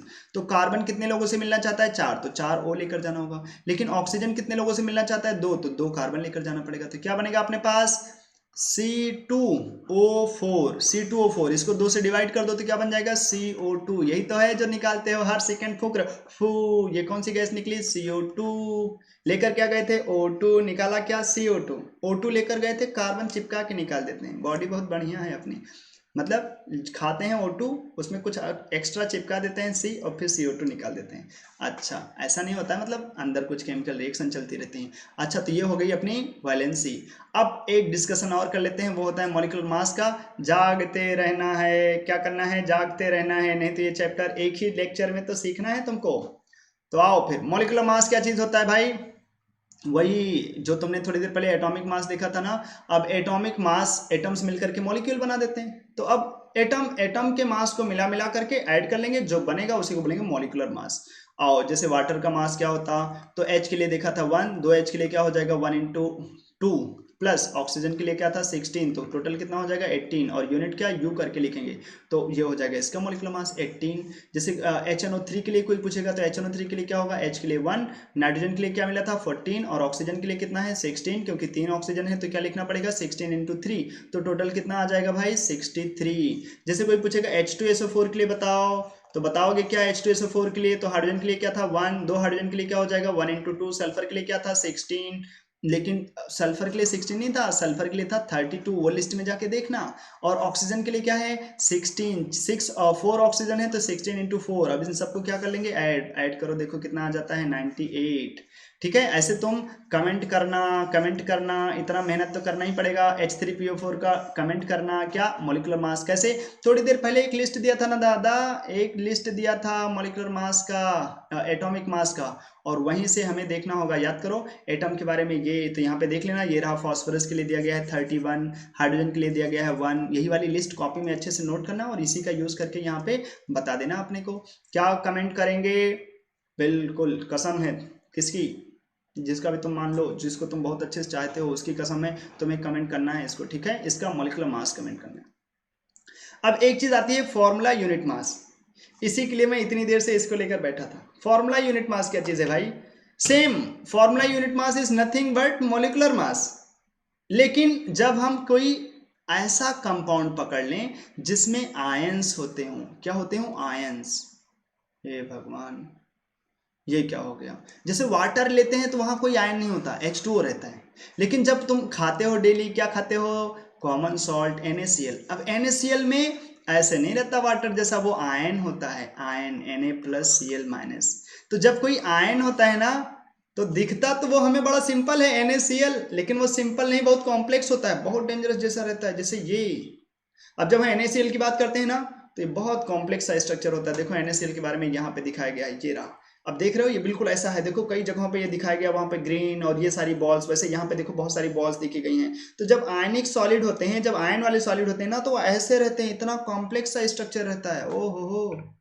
लेकिन फिर भी हम उसके फॉर्मूला का ही NaCl देखा और मास निकाल के दे देते हैं, उस स्ट्रक्चर, उस कॉम्प्लेक्स स्ट्रक्चर का यूज नहीं करते हैं कुछ, इसीलिए इसको बोलते हैं फॉर्मूला यूनिट मास। फॉर्मूले को पकड़ करके जो यूनिट मास निकाल के दे दिया, इसी को बोल दिया फॉर्मूला यूनिट मास। जैसे सोडियम के लिए लिस्ट में जाकर के देखते हैं 23, क्लोरीन के लिए कितना 35.5, और तुमने ऐड करके निकाल दिया 58.5, तो ये हो गया फॉर्मूला यूनिट मास। ऐसे ही CaCl2, ये भी एक आयनिक कंपाउंड बनाता है, तो इसके लिए भी फॉर्मूला यूनिट मास आएगा। क्या निकाल के बताओगे इसको भी? चलो ये लास्ट एक कमेंट करना होगा तुम्हें, ठीक है। इसका फॉर्मूला यूनिट मास, किसके लिए formula unit mass word exist करता है? जो कंपाउंड कैसे होते हैं, आयनिक फॉर्म में होते हैं, आयंस के फॉर्म में होते हैं, जैसे KCl, ये भी आयंस के फॉर्म में रहता है, ठीक है। ये सब जो हमारे पास, ये सब स्टार्टिंग में जो पीरियोडिक टेबल के ग्रुप्स होते हैं ना, ग्रुप्स क्या होते हैं, ये सब देखेंगे इसको पीरियड वाले पार्ट में। ये जो हमारे पास वर्टिकल लाइंस होती हैं उसको बोलते हैं ग्रुप्स, और जो हॉरिजॉन्टल लाइंस होती हैं पीरियोडिक टेबल में उसको क्या बोल देते हैं, पीरियोडिक टेबल तो अपना एक ऐसे सस्ते से दिखता है, जो वर्टिकल लाइंस उसको बोल देते हैं ग्रुप, जो हॉरिजॉन्टल लाइंस होती हैं उसको बोल देते हैं पीरियड्स। तो जो स्टार्टिंग में ग्रुप्स वाले होते हैं वो अक्सर हमें आयनिक कंपाउंड बना के दे देते हैं, सोडियम पोटेशियम ये सब आयनिक कंपाउंड बना के देते हैं। तो वो आयनिक कंपाउंड कैसे एग्जिस्ट करते हैं, ऐसे ऐसे ऐसे कॉम्प्लेक्स सा स्ट्रक्चर, ऐसे करके, ऐसे इतना डेंजरस सा ऐसे रहते हैं, ये रियल में ऐसे ही रहते हैं, और बस वो दिखता नहीं क्योंकि बहुत छोटा सा होता है, ऐसे करके, जैसे ये 3 तरीके के मैंने तो तुम्हें स्ट्रक्चर दिखा दिए, इससे भी अलग अलग तरीके के वो हो सकते हैं, ठीक है भाई। तो चलो चैप्टर का हम लोगों ने कर दिया है समापन, खत्म हो गया ये चैप्टर, पूरा का पूरा चीजें हम लोगों ने सीख लिया इसका, किसका, एटम्स एंड मॉलिक्यूल्स को तो बिल्कुल तहस नहस कर दिया, एटम बम गिरा दिया इसके ऊपर। बस इसको तुम्हें बार बार देख लेना है, जहाँ पे डाउट्स है कमेंट में आकर के बोल देना है कि सर ये वाला डाउट थोड़ा सा बता दीजिए, थोड़ा सा तो बता देंगे हम, पूरा बता देंगे, फिर बिल्कुल दिक्कत नहीं है, बस कमेंट सेक्शन में जा करके तुम्हें कमेंट कर देना होगा। ठीक है, लेक्चर अच्छा लगे तो जो बच्चे बाहर से देखेंगे इसको करेंगे चैनल को सब्सक्राइब, और जो मेरे बच्चे देखेंगे तो वो तो पक्का सब्सक्राइब किए ही होंगे। ठीक है, फिर चले, फिर आज के लिए इतना ही रखते हैं, और अगले वीडियो में फिर कभी मिलेंगे एक नए लेक्चर के साथ क्लास 9th और 10th के केमिस्ट्री। 11 12 का तो चैनल में मैंने पूरा बहुत सारा वीडियोस 230 के आसपास वीडियोस डाल रखे हैं, और उसके बहुत डेंजरस से वन शॉट वीडियोस आते हैं जो IIT JEE और मेडिकल के स्टूडेंट्स हैं वो फटाफट उसको देखते हैं और उनका कितना सारा फायदा होता है। ठीक है, तो फिर जुड़े रहें चैनल के साथ। चलें, आज के इस वीडियो में इतना रखते हैं, तब तक के लिए क्या किया जाए, टाटा बाय बाय। चलिए फिर आज के लिए फिर इतना ही रखेंगे, और अच्छे से पढ़ते रहेंगे, पढ़ेंगे अच्छे से, जी हाँ। चलिए फिर।